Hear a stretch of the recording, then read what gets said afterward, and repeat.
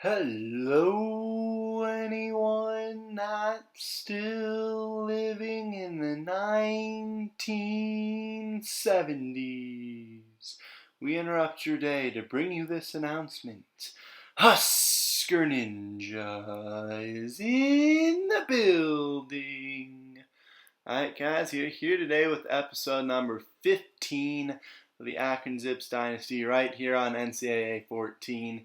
It's Champ Week today, and we obviously did not make the MAC championship, but what we're going to do is something special. We are going to show all conference championship games here. It's going to be a big conference champ week extravaganza for you, so this video will probably be a bit long, but we've also got some guest commentators who are going to be on tap for you here. I'll do Conference USA here, which is Middle Tennessee State and UTEP. I'll also do the Mountain West and, of course, the MAC title games. But everyone else, or every other conference title game, will be done by a guest commentator. All the links to their social media or channels or Twitch or whatever will be in the description of this video. So be sure to check them all out. They're all a bunch of legends, and they deserve the support as well.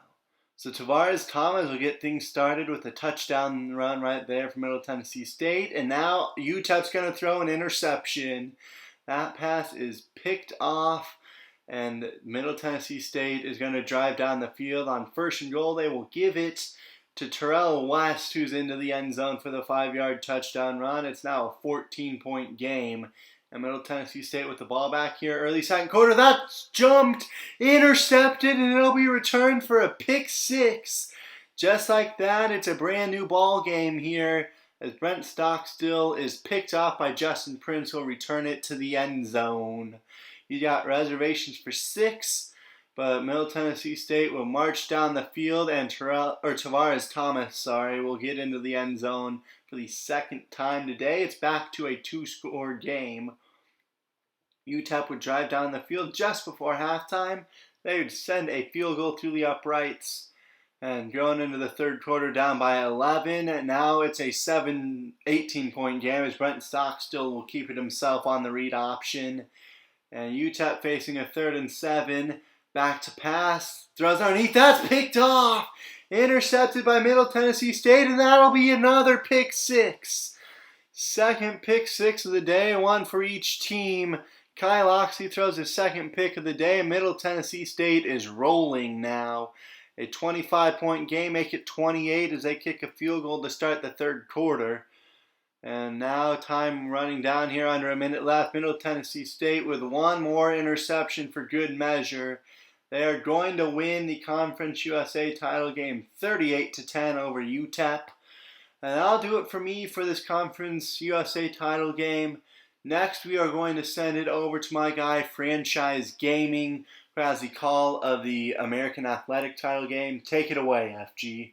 Hello, everybody. This is FG from Franchise Gaming here. I would like to thank Husker for allowing me to come along here and commentate on this very special game. We have the American Conference Championship here between UCF and Houston. This should be a really good one, folks, so sit back, relax, and enjoy the show here at MetLife Stadium. This should be an offensive matchup. We have the number 23 team in the nation with Houston and the number 7 team in the nation with UCF. So here is Houston in the first quarter. They're going to have a field goal attempt, and it is going to be good. Houston goes up 3-0. Here's Houston again. Another field goal try. This one is no good, however. Just short of the goalpost. So here, a running play. It's an option keeper, and that's going to be Mackenzie Milton with a 22-yard run. So that will lead to UCF getting a chance to tie the ball game, and they do just that with the field goal. So now 30 seconds left to go, first quarter. Throw left side for Houston. It's picked off. The interception for UCF is going to set them up in decent field position as King could not make the throw there. Here's a play fake. Milton throwing left side, caught. and that's down to the 2-yard line. Trey Nixon with a 33-yard grab. That's his second catch of the day. Here's a run. Mackenzie Milton with a touchdown run of 2 yards, and that puts UCF up 10-3. The early lead for Houston has been squandered. And look at this. Broken tackle down the right sideline. Another broken tackle, and he's out of bounds inside the 30. Trey Nixon, 46 yards. Setting up another attempt here for UCF in the second quarter. And it is good. A 10-point lead for UCF now.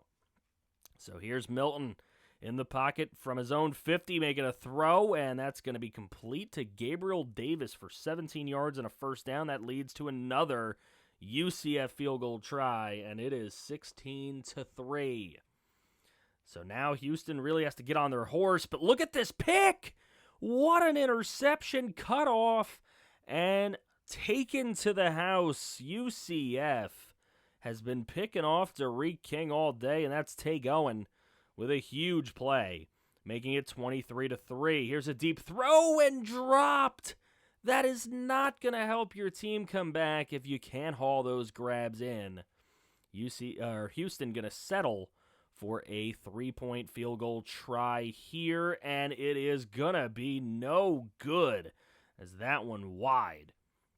So UCF starting off the third quarter here. It's Mackenzie Milton running over some defenders for another TD. And what we thought could have been a really good game to start out with has now become a rout. As look at UCF, another field goal here in the late third. And now as we're in the fourth, Houston in desperation throwing one up to the end zone, and that's intercepted as well. Derek King has been intercepted 3 times. And UCF gets it all the way down to the goal line here, just a yard away, a yard or two away. Milton going to hand this one off. It's Killings Jr. with the 2-yard touchdown run. And UCF has won this ball game by a score of 40-3. That is all from MetLife Stadium, ladies and gentlemen. Thank you for joining us for this American Conference Championship game. I am FG. Make sure to check out my YouTube, my Twitch as well. Franchise Gaming on YouTube. Franchise Gaming 88 on Twitch. I'll see you all there. Thank you for watching. Thank you, Husker. What's up, everyone? It's RMP Royal Poison, and I am here to cover the SEC Championship game between the Texas A&M Aggies and the 5th-ranked Florida Gators. Now let's get this started. Early first quarter, 4th and 8, as the Aggies are going to put 3 points up on the board with this very long kick, and the Aggies are up 3-0 early on here in this first quarter. Now later, next drive for the Aggies, another long field goal, and it is good. Dang, this A&M kicker is very solid out here as the Aggies are up 6-0 early on. Now you have Felipe Franks looking down the field, and he's going to be picked off at around the 49-yard line. As Franks, he threw a lot of interceptions today, but that was Debian Renfro. I'm absolutely sure I botched that, but anyways, now we have 1st and 10 later. Next drive for the Aggies as it'll be intercepted. Mon throws his first pick of the ball game as the Gators get the ball right back. Now for 1st and 10, next play, Franks, he's going to look left side, and it is going to be intercepted again, as the early first quarter has been an interception party with 3 picks already. As now 2nd and 2, it's going to be a handoff to, I believe that is Travion Williams, and he gets into the end zone from 9 yards out as the Aggies jump out to an early 13-0 lead thanks to the turnovers. Now we have a 2nd and 5. This is Michael Pirine getting that carry. There he goes down the field, and he's going to pick up a nice gain of 26 on the play. Now later on the drive, 4th and 14 from around the 15-yard line as the kick is up, and it is good as the Gators get on the board. I have a 4th and 22 as we're going to punt this ball away, and it is going to be received from around the 45-yard line. There it goes. I believe that's Jayshon Corbin, and Corbin's going to make a couple people miss, and he's going to pick up 27 on the return. Taking a look at the yardage total, A&M and Florida combined for a lot of yards in the first quarter, not so much here in the second quarter. Now, the 2nd and goals, it's going to be handoff to Travion Williams, and he's going to knife through the defense, and he's going to pick up a 3-yard touchdown as the Aggies go up 20-3 early on. Now, you have a 2nd and 9. Frank's under pressure. He's going to deliver a deep ball. He's got his man, and that is a big first down for Kamor Gamble Now we have a 1st and 10. Franks stepping back to pass. He's going to look. He's find his target. I believe that was Van Jefferson. Jefferson breaks a tackle, and he's going to take this one into the end zone. 36-yard touchdown reception by Van Jefferson. And just like that, it's a 10-point game in favor of the Aggies. Florida trying to crawl back into this one. Now later in the second quarter, it's 3rd and 10. Brinks looking downfield. He's got a wide open man. That's Van Jefferson again. And Jefferson takes it inside the 10 down to the 6-yard line. Jefferson making 2 big plays late in this second quarter, trying to get the Gators back in this ball game. Is now 20-10 with the Gators driving in only 37 seconds left. Now he got a 3rd and goal. Franks, he's going to keep it on the option keeper, and he's going to shimmy his way into the end zone for a 3-yard touchdown scramble.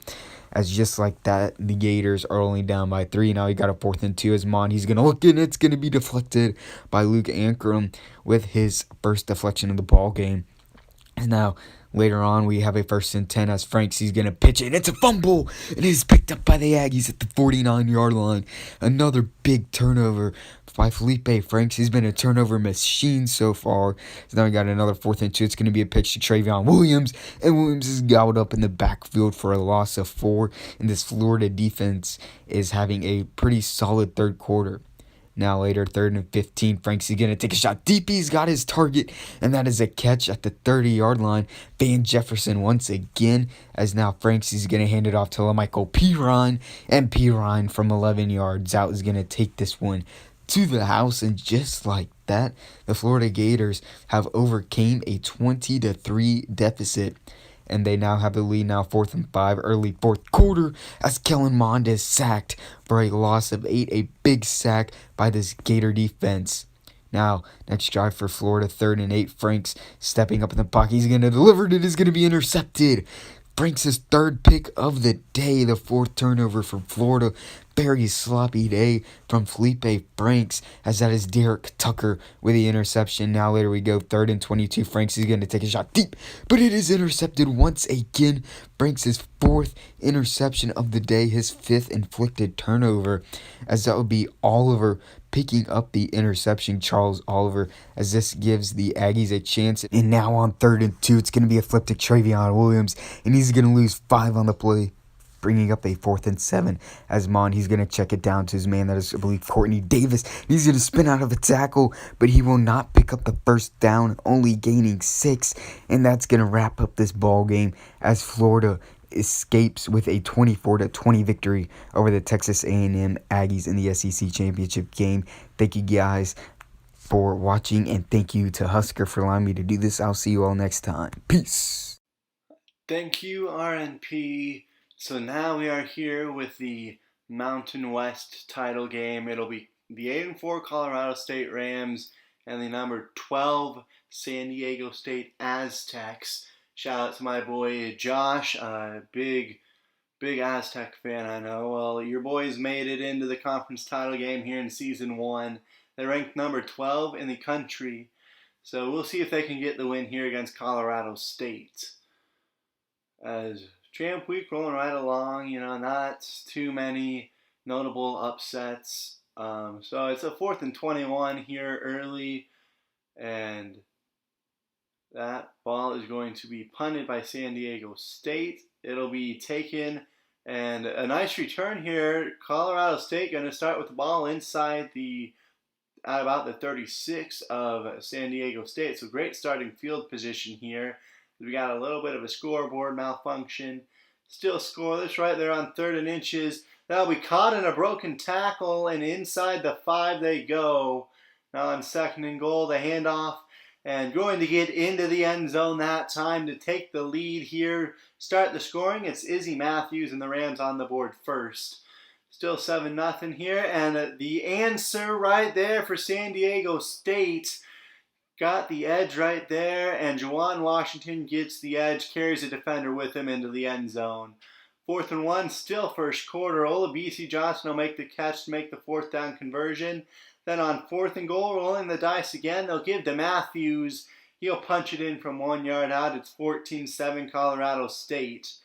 Now a first down, unloading deep. Once a man, it's caught! High pointed by Fred Trevelyan. And the Aztecs are in business now However, the drive would stall out on 4th and goal, and not rolling the dice and going for it, taking the 3 points of San Diego State. So it'll be 14-10, a 4th and 9 now. And they'll run the fake punt. That play snuffed out by Colorado State. Sets up a 1st and 10. Unloading toward the end zone. That's intercepted. Pass is picked off, and San Diego State coming up with the takeaway. They would get into field goal range before halftime, and that kick would be good. Send us into halftime with a 14-13 Colorado State lead. Now midway third quarter, a field goal there for Colorado State makes it 17-13. And on 4th and 4, the ensuing possession, moving down the field, settling for 3 of San Diego State. Back to a 1-point game, and here early fourth quarter now, both offenses having success moving the ball, but settling for field goals makes it a 4-point Colorado State lead. However, they get the ball back, and there goes a handoff to the edge. It's Marvin Kinsey Jr., and the Rams take a 2-score lead with 3.5 to go. 4th and 10, up by 11, thrown end zone. That's caught! J.R. Justice with the toe tap in the side of the end zone. And it's back to a 1-score game with 1:49 left. They need the onside kick, though they're not going to get it. Colorado State recovers the onside kick, and that puts them in good position to seal the win. 2nd and 9 here, 24 seconds left. They'll hand it off one more time. Up the middle goes Marcus McElroy. And Colorado State puts the finishing touches on the first upset of Champ Week. Down goes number 12, Colorado State, your Mountain West champ by a score of 34-22. Now we send it out to the Pac-12 title game. And my good friend Octagonal Gaming, he'll be on the call for that one. Take it away, Octi. What's going on, everybody? Mr. Octagonal here from Octagonal Gaming, and today I have the pleasure of announcing the Pac-12 championship as the 8-4 Utah Utes are going to be representing the South Division, and they're going to be taking on the 10-2, number 4 ranked Oregon Duckos. Quackity quack quack. The Ducks have a potential chance of making the national championship with a win today. Let's see if they can do it. Welcome, everybody, to Autzen Stadium here in Eugene, Oregon, as things are set to kick off between the Utah Utes and number 4 ranked Oregon Ducks. Let's start this bad boy off in quarter number 1. Utah having a nice little drive as here's Tyler Huntley connecting with Jake Jackson for the touchdown. Jake Jackson playing on a school from Utah. I don't know, I find that kind of ironic. So it's 7-0. Here comes the field goal unit. The kick is good. Utah makes it 10-0. Here's the Ducko offense. A screen does not work at all, and it's a fumble picked up by the Utes. And man, I don't think the start could have been any worse for Oregon. Utah is absolutely cooking right now. Let's take a look at the fumble. That's Hansen who forced it out, and the Utah Utes were able to recover it. Clean fumble. The ball certainly came out before his knee was down, and Utah gets the ball back with prime field position, might I add, as here's Tyler Huntley on the read option, and the Ducks definitely do not read it like a book. Touchdown, Utah. Their lead extends, now 17-zip, as Justin Herbert, late toss for Sean Dollars, and he's not making any extra change on that one, losing for Vontae Davis with the tackle. But there's Huntley getting sacked. Finally, some sort of a break for the Ducks. Austin Fauliu with his 4th sack of the game, which breaks a school record, by the way. So have yourself a day, Fauliu, even though your team has been butt cheeks. There's Cyrus Habibi Likio, CHL, losing about 4. And then the Duckies. Here's Herbert just running into the Utah line. I'm sort of confused what he was doing there, but that'll be a sack for Donovan Thompson.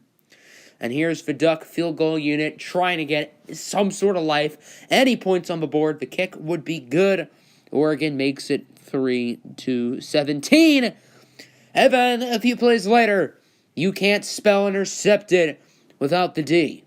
Picked off by the Oregon Ducks. Drew Mathis gets it. So now it's a 4th and 5. Ducks are in prime field goal position, but that all changes. false start on the offense, and when you're in that type of field position, you can't do that. Costly penalty, no points for the Ducks. They will get the ball back a couple minutes later. It's a 2nd and 8. Herbert screen pass. The screens have not been too kind to the Ducks today, but that'll change on this one. As Sean Dollars breaking tackles, gaining 40, brought down at the 5. Now first play of the 4, 3rd and goal. Handoff for Cyrus Habibi Likio for the touchdown. And the Ducks cut the lead down to 1 possession as the comeback is kind of happening. Ducks have it back. Can they keep it going? 3rd and 14. Dollars loses 5 on the screen. You can't be doing that if you're Oregon. At this point of the game, when it's this late, you can't be choking like that. 4th and 5. The Utes are going to go for the field goal. They get a 2-score game. The kick is good. Big kick for Utah.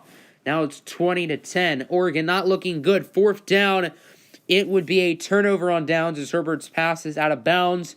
Now a 3rd and 1. This game effectively ends if the first down is gotten, and it is, as Armand Shine picks it up for Utah. That's all she wrote.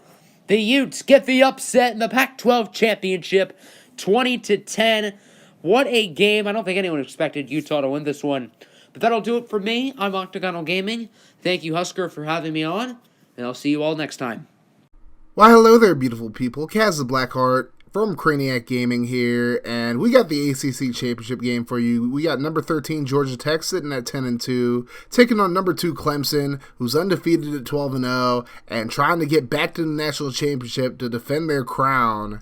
But they're going to have to deal with this tough Yellow Jackets team. And we'll have to see if the Tigers can take care of business. But here we go from Bank of America Stadium in Charlotte, North Carolina, as Georgia Tech tries to win their first ACC championship since 1998, while Clemson looks to continue their defense of the ACC championship. So here we go. Clemson already in Georgia Tech territory early on in this game. Trevor Lawrence going to let it fly to the end zone. He finds Amari Rodgers in the end zone for a touchdown, a 29-yard strike, and Clemson takes an early 7-0 lead. Georgia Tech does nothing with the football. Clemson in field goal range. This one from about 47 yards out. Kicks on the way, and it's good. So Clemson has a 10-0 lead. Here's another field goal early in the second quarter. This one from about 37 yards, and it's good. So Clemson with a 13-0 lead.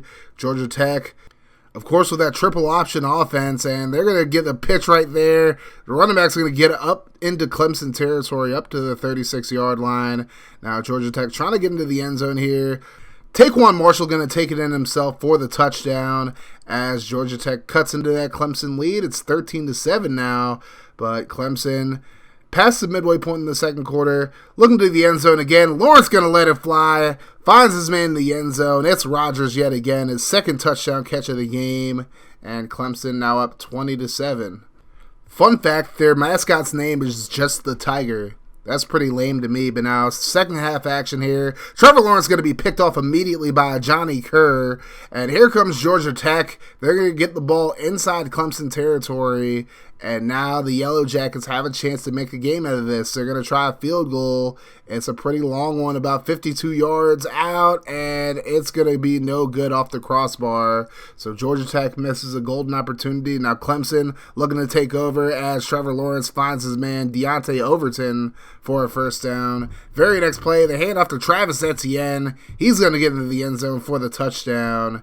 And Clemson now has a 20-point lead midway through the third quarter. Now, our old boy Husker left his system idle for a little bit, so that's why it's dark right here. Our apologies, folks. But here's Taquan Marshall going nowhere on fourth down, and it'll be a turnover on downs. And now Clemson just looking to put it away. Trevor Lawrence going to run for a touchdown here. His third touchdown of the game. He had 2 passing touchdowns, as you saw. And Georgia Tech still putting up a fight. Marshall going to let it fly to the end zone, but he's going to be intercepted. And Clemson is just going to run away with this one from this point.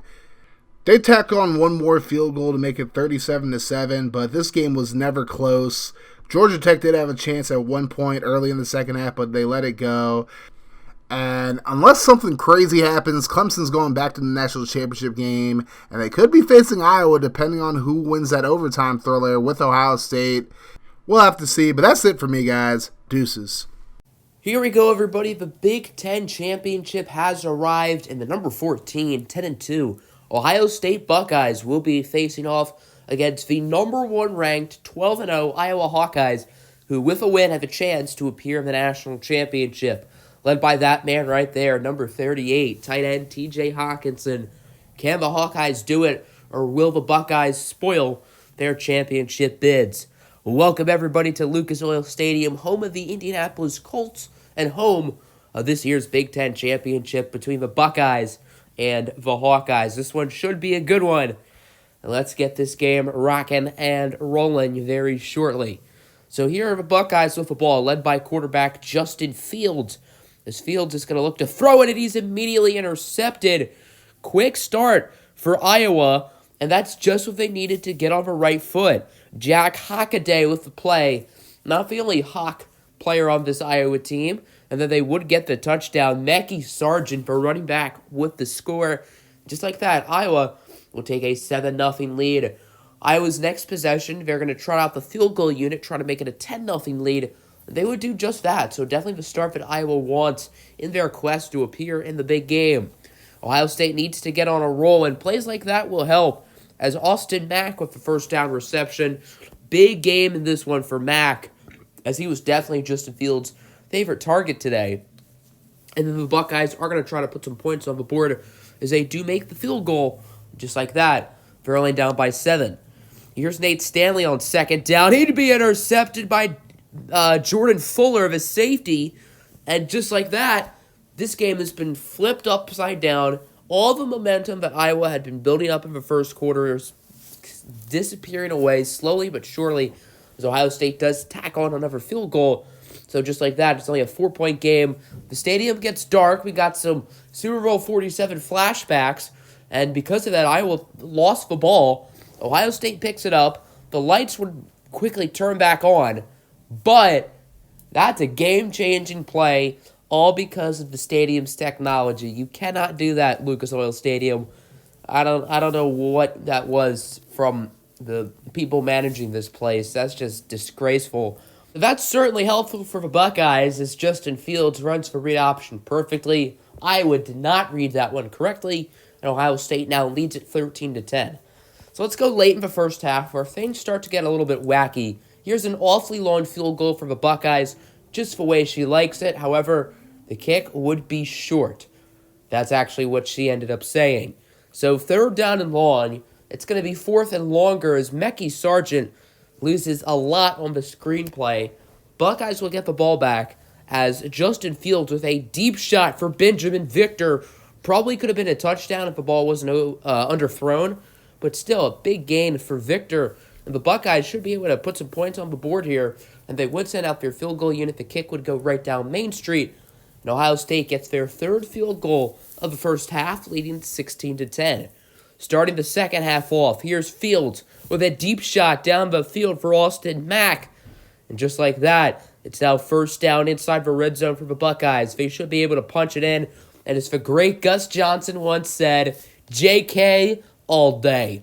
There's J.K. Dobbins with the touchdown, and then the Buckeyes would get another rushing score, this time off of the legs of DeMario McCall. And just like that, the Buckeyes have 30 unanswered points, and they lead this one big. But wait, for this round ain't over quite yet, as here's Justin Fields with a deep shot for his favorite target of the day, Austin Mack, breaking a tackle, getting it to about the 10-yard line for a big gain. And Iowa is really losing all the hope they have, if there is even any hope left. And if there was hope, it's gone by now, as that'll be a touchdown for Benjamin Victor. And the Buckeyes are now up by 27, spoiling any chance of a national championship for Iowa. The Hawkeyes want to make this game a little bit closer. At this point, they're playing for pride, as on 4th and goal, going to try to punch it in. Nate Stanley, his pass is incomplete. And that's how this one would end. The Buckeyes absolutely steamroll Iowa by a score of 37-10. No national championship appearance for you Hawkeyes, as Ohio State will likely be advancing to the Rose Bowl to potentially take on the champion of the Pac-12 Conference. All right, and so now to conclude this Champ Week extravaganza, we have the MAC conference title game between two teams that beat us in the regular season Eastern Michigan, and Miami, Ohio. So Eastern Michigan walloped us in Week 12 on the road in Ypsilanti. Looking at the MAC East standings, Miami, Ohio barely edged out Ohio, who edged out Buffalo, and we were like 4th in the division. And Eastern Michigan actually won a 3-way tie for the MAC West. They had the higher overall record, must have won more head-to-head games. Northern Illinois and Toledo were also there.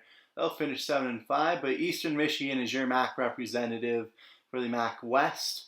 And we are here from Ford Field in Detroit, Michigan, home of the Detroit Lions. Again, shout out to my guy, Octagonal Gaming, big Lions fan. But they are hosts of the MAC conference title game here between the Eastern Michigan Eagles and Miami, Ohio Redhawks. On 3rd and 8 here, midway through the first, that pass will be caught by Luke Mayick, and Miami, Ohio on the board first. Gus Ragland, 7 of 8 with a touchdown already. The ensuing drive, Eastern Michigan would drive down the field. The drive would stall out, however, and they would need to settle for a field goal, make it a 7-3 Miami, Ohio lead. Now in the first play of the second quarter, it's another Eastern Michigan field goal to cut it to a 1-point game. They would get the ball back as Miami, Ohio's offense slowing down, and right there, Matthew Sexton will make the grab in the back of the end zone, and Eastern Michigan takes the 13-7 lead. Now it is 13-10 as Miami, Ohio will tack on a field goal. Minute 53 left, a 2nd and 5. Eastern Michigan looks, going deep. That's caught! Wide open inside the 20, broken tackles, and 190 pass yards for this Eastern Michigan offense. Now on 3rd and goal, back to pass. Throws caught in the end zone by Matthew Sexton. Tyler Wiegers with 2 passing touchdowns. He's 15 of 16 for 169 yards. Sets the Eastern Michigan school record for passing touchdowns in a season with 24. And it's a 10-point Eastern Michigan lead. And right there, wide open in the back of the end zone, as is Jack Sorensen and Gus Ragland with the touchdown. They're making a 3-point game at the break. 2017 now, mid-third quarter, and right there goes Breck Turner rumbling into the end zone from 18 yards out. Cut it back to a 2-score game, 27-17. The Eagles have the advantage here. Time winding down in the third quarter. And unloading deep is Wiegers, wide open over the middle. Inside the 30 is Arthur Jackson, the third. We're now into the fourth quarter, a 2nd and goal. The handoff, and finding the end zone, finding pay dirt. That'll be Breck Turner with the touchdown, his 2nd rushing score of the day. 17-point game. Miami, Ohio needs an answer, and that is not the answer they were looking for. That's going to be picked off, nothing but daylight in front of him. Down the sideline, this will be a house call. And that is a pick 6 for Pickett. And Eastern Michigan is rolling here in the MAC conference title game. A pick 6 right there, just jumping the route. The linebacker Pickett with the pick and the return for the touchdown. It's now all of a sudden 41-17 with 6 minutes to go here. And the Eagles are cruising here in Detroit.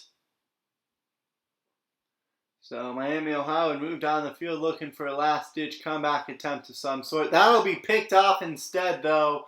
And that should just about seal this game. Ragland's 2nd pick of the day. That would indeed end it. Eastern Michigan is your MAC champion. They cruise to an easy second-half win over Miami, Ohio, 41-17. Miami, Ohio did not score after halftime. And so Eastern Michigan wins the MAC.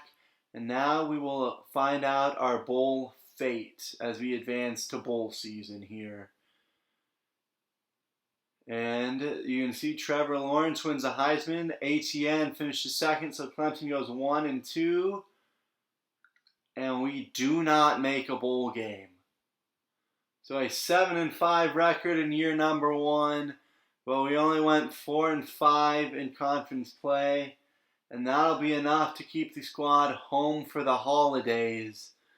You know, overall, a pretty successful season, but it won't even end in a bowl invite for us. So season 1 comes to a close with a 7-5 record, a winning season in year number 1. Nothing to really sneeze at there, but man, that's disappointing. No bowl game for the Zips here in year one, despite a 7-5 record. That means the next video will actually not be the offseason. We'll show you the national title game in the next episode, and then we'll get to the offseason. It'll be Oklahoma versus Clemson for the national title next time. That'll do it for me, and I will see you guys then. Have a great day, everybody.